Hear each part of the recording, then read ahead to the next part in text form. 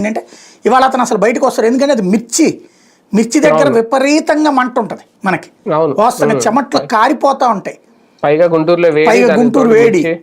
అట్లాంటి సిచ్యువేషన్ లో మీద పడిపోతా ఉంటుంటే మనిషి ఎట్లా ఉంటది అనేది అది అనుభవించినోడికి తెలుసుద్ది. సంథింగ్ అక్కడ ఒకటి అదేమంటే వీళ్ళు ఏమంటున్నారంటే పర్మిషన్ తీసుకోలేదు అని చెప్తున్నారు. రైట్, కరెక్టే, పర్మిషన్ తీసుకోలేదు, అసలు పర్మిషన్ అడగలేదు వాళ్ళు. ఇప్పుడు బహిరంగ సభ పెడితే పర్మిషన్ తీసుకోవాలి, ర్యాలీలు పెడితే పర్మిషన్ తీసుకోవాలి, పరామర్శకు పర్మిషన్ ఎందుకు అంటే జనాదరణ ఉన్న నాయకుడు అని నువ్వు ఒప్పుకుంటున్నావా? తను వెళ్తే జనం వస్తారు అని నువ్వు ఒప్పుకుంటున్నావా? అట్లాంటప్పుడు మా దగ్గర పర్మిషన్ తీసుకోవాలని. Right, number 1.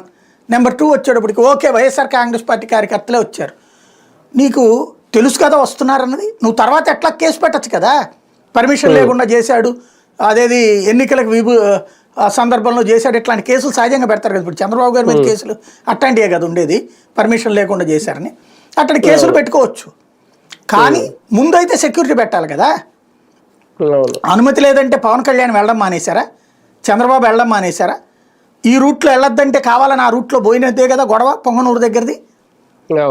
అప్పుడు సెక్యూరిటీ ఇచ్చారా, తీసేశారా?